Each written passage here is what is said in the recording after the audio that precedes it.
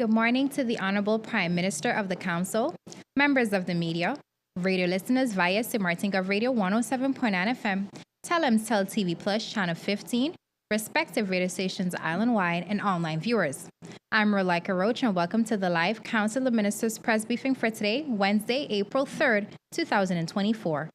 At this time, I would like to invite the Honorable Prime Minister and Minister of General Affairs to address you, Silvera Jacobs. Prime Minister Jacobs, you have the floor. Thank you, Rolika. Good morning to you. Good morning to the members of the media present, of course, the CoM support staff. Good morning to the people of St. Martin. It's an honor for me to be here. I know it's been a while. We are in a very weird time here on St. Martin, and the last couple of weeks haven't been taken up with our budget discussions. Also, precipitators not being here today. Here in this hall in the last few weeks. So, though I don't have a whole lot to update since we have been in budget discussions where so much was discussed, I still felt it pertinent to be here this morning. Thanks, of course, to the Department of Communications for facilitating this broadcast and for all those tuning in. I'd like to take this time to welcome everyone to April. We're in April. It's going by very quickly, the second quarter of the year. April signals springtime in those four-season countries, but for us, it's also a time of renewal.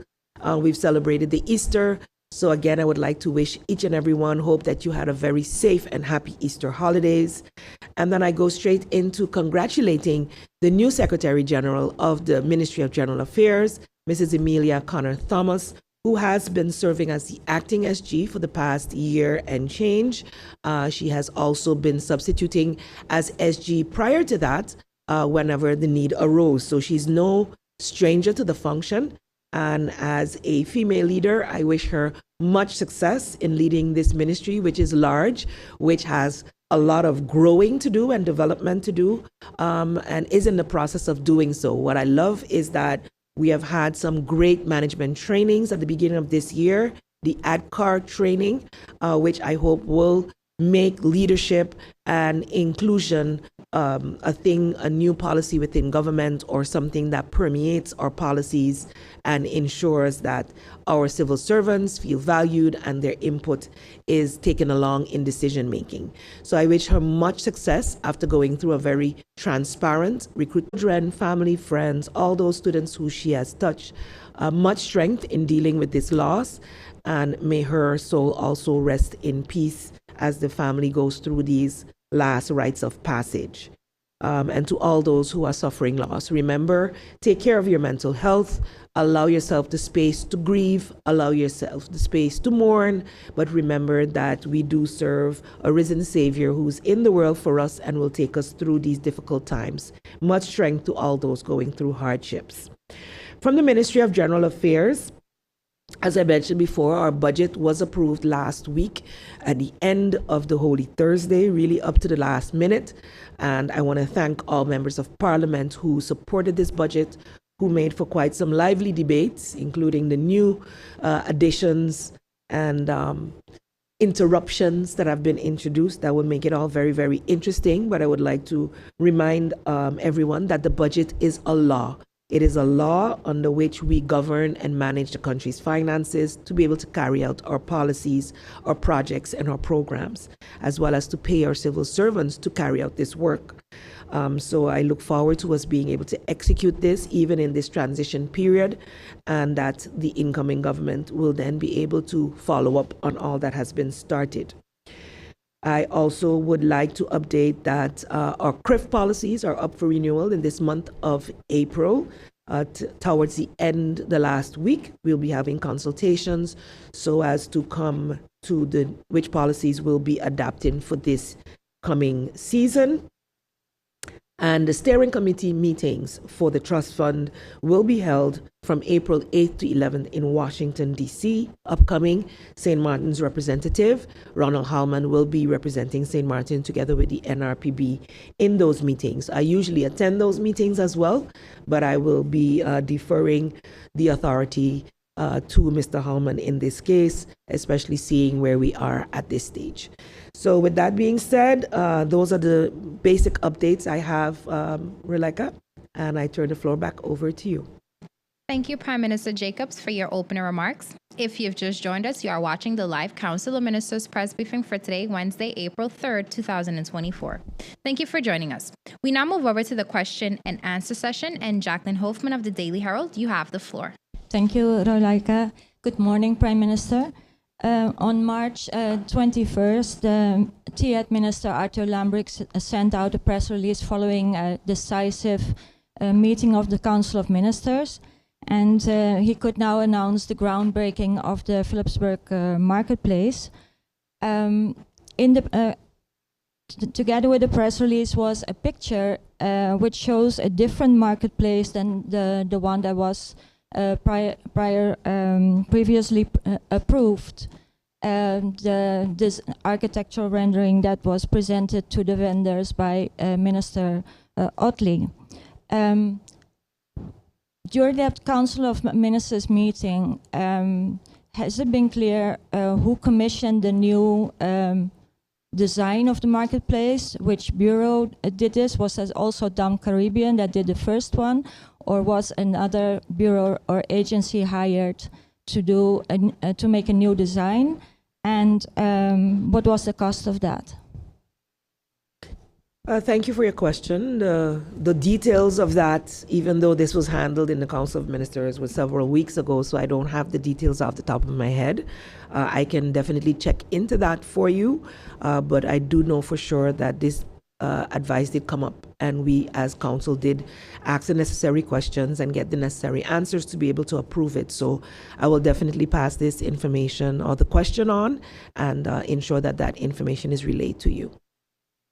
Thank you, Prime Minister Jacobs, and thank you, Jacqueline. I would now like to invite Emily of Island 92 Radio. You have the floor. Good morning. First, a clarification question. If I understand, Prime Minister, you mentioned that the CRIF was up for renewal. That's the parametric insurance for hurricanes. So is that still going to be funded through the trust fund? Because I believe the premiums were paid before through. Initially, it started out through trust fund, but for the last year or two, we have been paying it. So it comes from our budget, and it's not just for hurricanes, but also for, well, the last few that we've done. We're going to go through the assessment to see what we do. We did have a session in early March, late February, I believe, where our technical staff, as well as I, went to Miami for a conference on CRIF with the professionals, also entities, World Bank and others were in those meetings. Towards the end of April would be to see what package we will be choosing. So in the past, we've had a loaded question. The extension of the time for the formateur to present his report is a discussion and a decision held between him and the governor. I am completely outside of these discussions. When I served as formateur in the last two governments, the Jacobs 1 and 2, I was the one that had to ensure that my candidate minister's documentation was properly submitted in a timely fashion and to do the necessary follow-ups if further information had been requested. I understand that for the formateur, it's a new exercise, but in 2019, it was also a new exercise for me. And so it is to the formateur to determine, based on the results that come out of the process, how he or she will proceed. So I believe the questions you need to ask to the formateur. I cannot answer these. As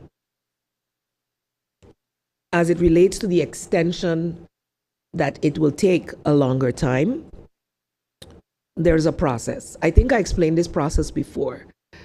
The candidate ministers sign an integrity declaration, which they agree to being screened by the national detective, the VDSM, as well as to have a judicial investigation or search done on their name within the system to see whether there are pending cases or whatever the case may be. They also have to submit their CVs, they have to fill in a questionnaire, which is linked to the Landsverordening Integriteitsministers en gevolmachtigde minister. So for the ministers as well as the plenipotentiary minister, that law determines what a minister can and cannot do. So the questionnaire is related to that. Then this questionnaire is fact-checked. Of course, you have to have your taxes filed, you have to have your premiums up to date and the like. And sometimes I have noted also in my experience that then is when some people go and get their stuff regulated. So then it takes a bit longer. It's not necessarily the screening process, it's ensuring that you submit your information in a complete fashion. So I believe that's where a lot of the delays were, because that process only started a few weeks ago for the screening itself to take place.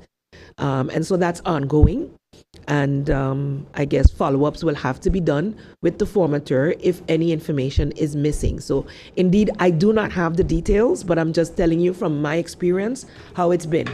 And even though back in 2020, I had sitting ministers coming back in that wouldn't have required such an extensive screening, because of some of the others requiring more information, it still took a bit longer as well. So we were sworn in on March 28th, even though our election was in January 9th. So I don't see that, late March being a problem.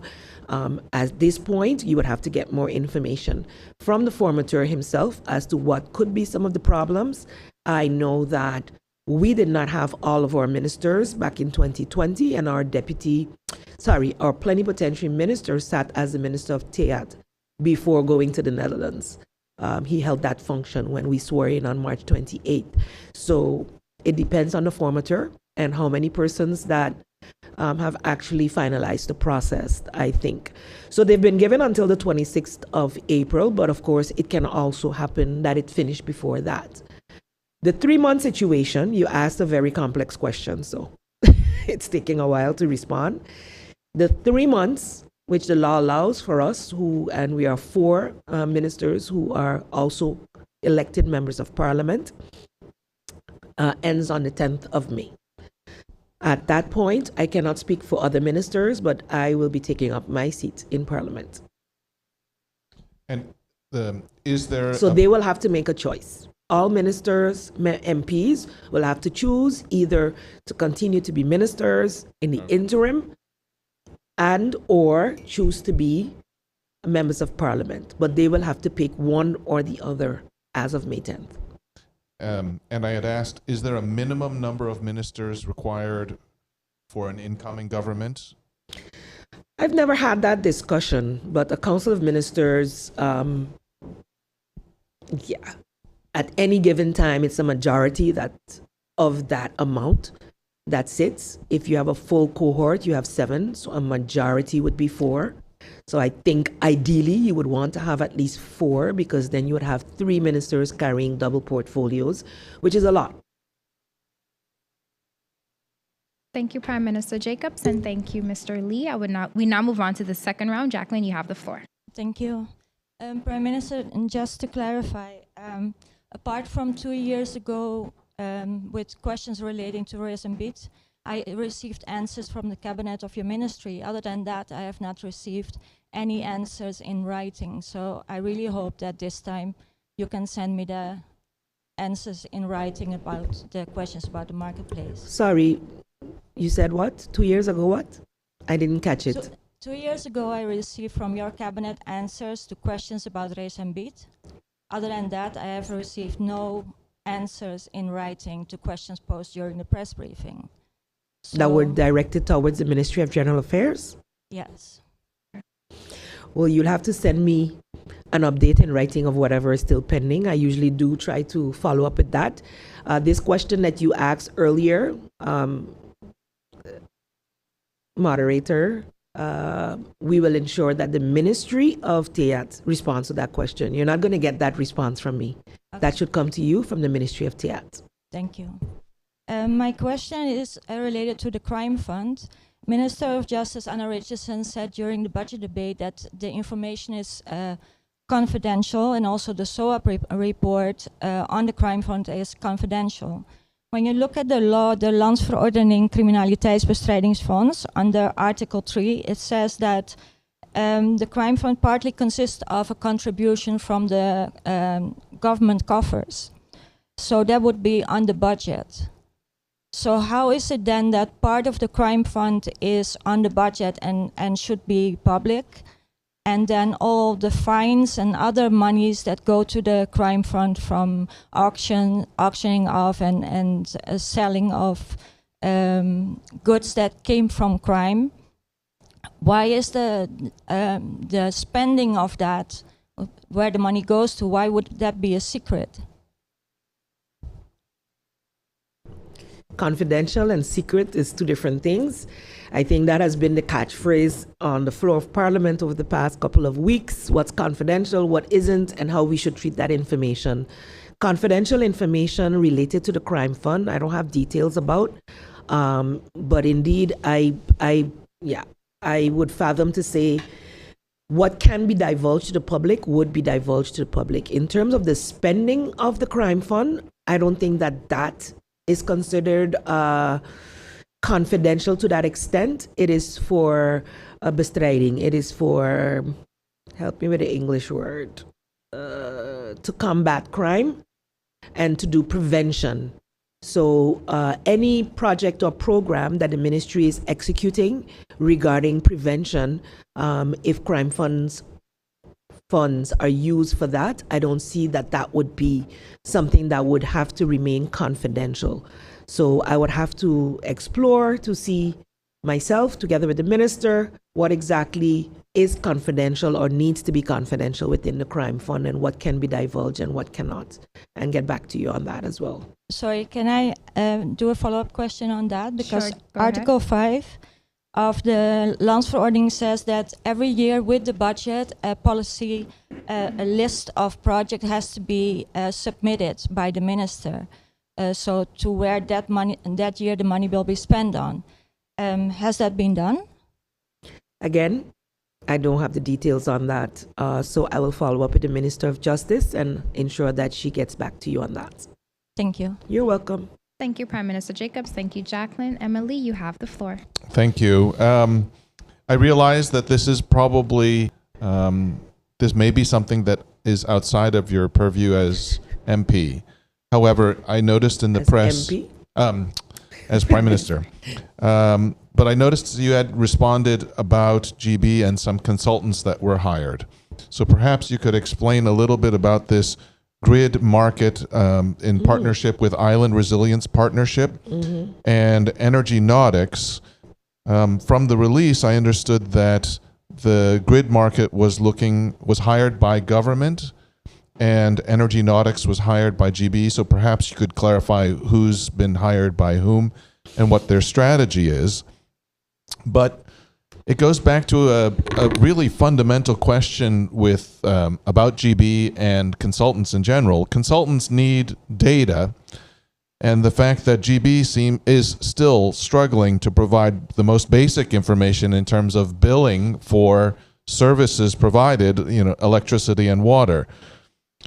Would government consider bringing in outside advisors to audit and to review the GB's financial crisis in terms of being able to bill? And these consultants, I assume they would also need some sort of an island development plan. So in terms of, has St. Martin reached a carrying capacity? What are the plans to permit more development? In other words, what the future energy needs for the country would be? What kind of information is being shared with these consultants? Yes, thank you for those questions. Grid market was indeed procured through the Department of Buck under the Ministry of General Affairs. Buck also, not Buck, but representatives from that department, together with Ministry of Teyat, Ministry of Rami, as well as GB, form part of the Energy Policy Work Group. Grid Market was commissioned to do a study, a research, and to prepare a roadmap towards renewable energy for St. Martin. So we have a very broad map. As I've mentioned in many press briefings and on the floor of Parliament, NVGB has not always had persons being part of that group. So though they are formed part of it, there's an existing policy from 2014 that needed to be revamped, upgraded, and is being upgraded still.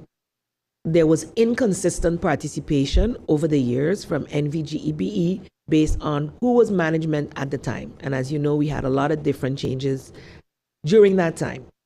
So I'm not pointing the finger at anyone in particular, but priorities, etc. So Grid Market was not able to get all the information needed from GEBE in providing us as government with a roadmap. So the roadmap was lacking or is lacking some key information from NVGEBE. NVGB, in the meantime, when we did get them on board, was busy with the hack, was busy with the whole, and many consultants actually assisting the temporary management in assessing and making a plan on the way forward. It is with that management that they took up the opportunity to make use of a trust fund project, which not only, so they were doing the cabling and getting more of our overhead underground, because we are actually quite far with that. So that was part of the trust fund to continue to build that resiliency. GB was working along with that, but there was also some funds available for strategic planning, also towards renewable energy, and the business plan of NVGB. So, of course, with the finances being what they were, management made use of that opportunity. And so the consultant, I don't know the name, you mentioned it, Energy Nautics, was procured via that, I believe. And I can fact check that to be sure. But if it doesn't need to be corrected, then what I said can stand. But don't hold, don't burn a candle on that one. Indeed, the company is working out a strategic business plan for NVGB. In doing that, they are assessing the grid itself. So the production, the usage, all of the data that exists within GB to be able to come up with what is best for GB to be able to transition. They are looking, so I have asked NVGB to, of course, take along government's plan in their strategic planning, and they have agreed to do that. It does not mean what I explained in Parliament, that Grid Market would be the company they use moving forward. They were who government used to get their roadmap. So there continues to be a back and forth of why this one and why that one. GB felt they needed to do their complete due diligence. There was the funding available for it, and they are busy with all of the upgrades necessary to be able to do the billing, etc. as well. So the hack basically exposed a lot of challenges that NVGB already faced in its administration, and the way in which it was the financial aspects were speaking to each other. And so that's why there's been such a challenge to get the information to the people. But I know we're down to the last 10%, and I'm hoping within short that we will get the updates from GEBE as to where we are, how far the strategic plan is, etc., moving forward. So it's supposed to be able to synchronize and not be two different floating things out there, because at the end of the day, government is shareholder of GB, and government also has the power with the concession where GB is concerned. So we will ensure that our plans are aligned. Well, the incoming government will have to do that. So, but would government consider bringing in outside advisors to audit and review GB's financial administration to bring it up to speed? To my knowledge, they are doing the audits or having independent audits done. So that is being done already. And as I mentioned before, the management did use quite recognized and respected consultants throughout this process in improving the business that is ongoing at GB, so to create more efficiency and effectiveness. So that is being done on a constant basis, and the board itself would then have to take further decisions as it relates to that and not the shareholder. Thank you, Prime Minister. We now move on to the third and final round. Jacqueline, you have the floor. Thank you. Prime Minister, could you please, a follow-up question, clarify what the roadmap exactly is? Since Thursday, MP Francisco Lacruz proposed an amendment to the budget in taking advantage of the offer of Crowley for LNG. They had been in Parliament giving a presentation a few years ago.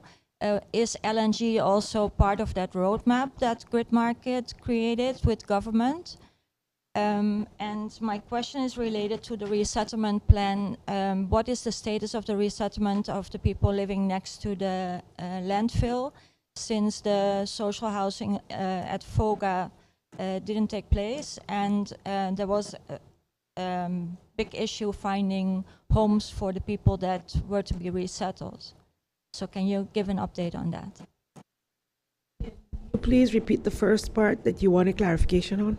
And the first is about the roadmap, what it actually entails, the roadmap that is created by Grid Market together with government, and if LNG was part of it, seeing now that MP Lacruz proposed an amendment to the budget to involve make use of the offer of Crowley for LNG delivery or an LNG station in the port of St. Martin.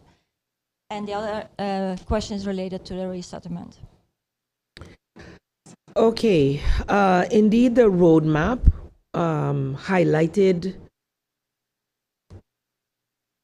all the different aspects, solar, wind, water. I don't recall if it had LNG in there. We were looking at the natural resources available to St. Martin as priorities in different phases that could be implemented in different phases. LNG presentations have been done more than once to various governments. And it is, and I know that NVGB's last two generators have the capacity to run on oil as well as LNG. However, I have not seen the final strategic plan of NVGB to see whether they are exploring that. And I cannot confirm that that was part of government's roadmap off the top of my head. I'm trying to look up the document, but I am not able to go into it at this point. So I can check that and get back to you in terms of whether LNG was part of it. For me, it will be ensuring cost effectiveness, ensuring feasibility, and maintenance moving forward. At the end of the day, LNG is still a gas, is still, something that we extract from the earth. So at the end of the day, we'll see how that works out in terms of its feasibility for St. Martin. I don't think anything is off the table per se, especially seeing that NVGB has to look at what's best for them in the transition because they do have generators already. So I don't think anything's off the table. As it relates to the resettlement, that is nearing completion as far as I was updated from the NRPB, and we'll be moving forward as far as I'm concerned. Most of the persons have either agreed to take a financial settlement, and they are getting some kind of social assistance to be able to find something. But once they take the financial settlement, then the responsibility is no longer with the NRPB or government to ensure that they are resettled.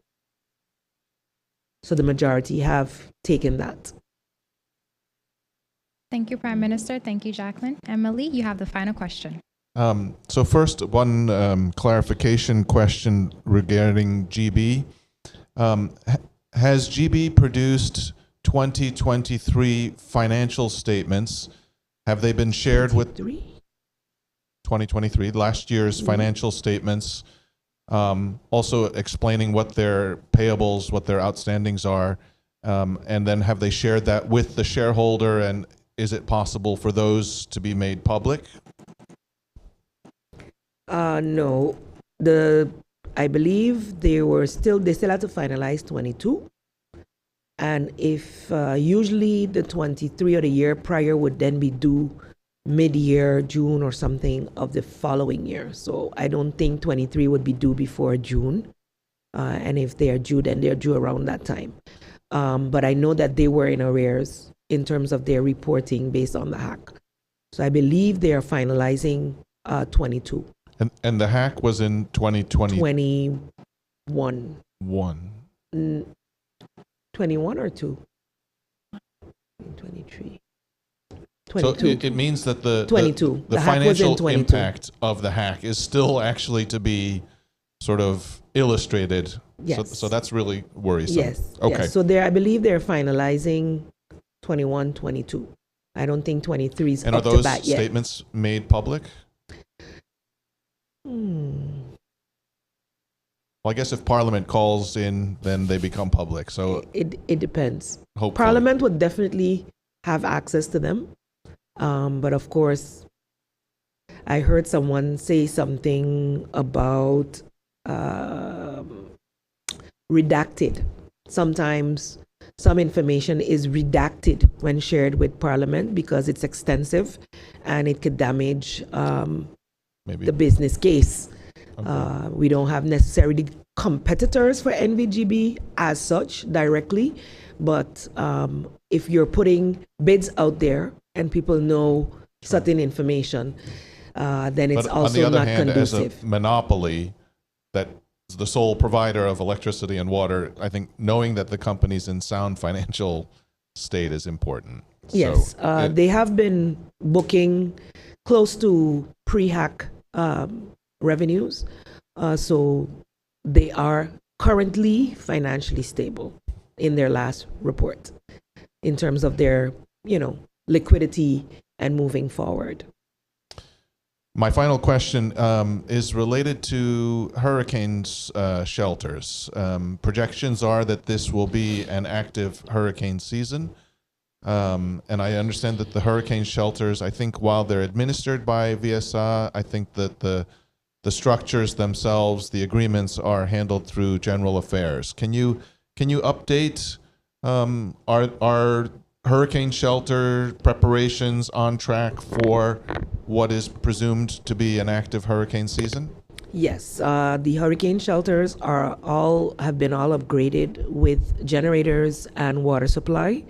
They have to be maintained by the Ministry of RAMI, not General Affairs. So when we do our EOC prep meetings, the different emergency support functions within government, the one that work for VROMI, the ones that represent VROMI, give the updates on whether the generators have been serviced, they're ready with oil and whatever else, gas and whatever else they need. They're the ones that give those updates. And VSA updates on whether they have enough workers, whether they have enough cuts and materials, etc., to supply and manage the shelter once it's opened. So it is a joint effort during the emergency, but the preparatory work is with the Ministry of RAMI. And they are prepared. And I did notice that the hurricane season projections were announced. And I will continue to hope and pray that St. Martin does not get the major effects. Last year was also projected to be a very busy one, and it was busy, but we were very blessed in that they mostly diverted away from St. Martin. So I would pray and hope that that will continue to be the case. But of course, people of St. Martin, always be prepared for any eventuality. Ensure that your insurances are up to date and that you have secured your property as well as the needed materials as we enter the hurricane season, because what we've also noticed is that the hurricane season starts earlier and it lasts longer. So though it's June to November, we've seen tropical storm-like activity last year, also before June 1st and post November 30th. So be vigilant, be prepared, and remember to stay calm. If we are in a frenzy, we definitely can't make the right decisions. So just a clarification question, sorry. You mentioned that so there's the roof repair projects where many of the roofs that were damaged in Irma were financed and repaired through the trust fund. Mm-hmm. Is there also a plan to ensure that those homes that were repaired have now insurance in place? Because if government's invested in replacing the roofs, it'd be good if that's an insured investment and not to be replaced subsequently. Yeah, again. I would have to double check with the Ministry of VSA. I know they put some programs in place to also do even more roof repairs because, of course, not all persons were eligible under the trust fund project. And so they continued with roof repairs throughout last year, 2022 last year, and hopefully they will continue this year. I believe in the minister's presentation that was addressed and social services to those who needed it. I know that insurance is a serious issue, and a lot of the vulnerable were elderly who wouldn't necessarily be able to afford it. So I don't know if it would fit within the social services package or program that the Ministry of VSA has, but it's definitely something that I will pass on to the minister and see whether he has a response for you. Thank you, Prime Minister Jacobs. Thank you, members of the media. This does bring us to the end of the question and answer session. Any further questions can be sent to Prime Minister Jacobs' cabinet in writing. Honorable Prime Minister of the Council, members of the media, radio listeners, and online viewers, this brings us to the end of the live Council of Ministers press briefing for today, Wednesday, April 3rd, 2024. For rebroadcast, tune into www.stmartingov.org, SXM Gov Radio via 107.9 FM, Telemcell TV Plus Channel 15, the official Facebook page of the Government of St. Martin, and YouTube channel Government of St. Martin. For video on demand, log on to the Government of St. Martin's YouTube channel. On behalf of the Department of Communication and the Government of St. Martin, I'm Rolika Roach and wishing you a pleasant day further.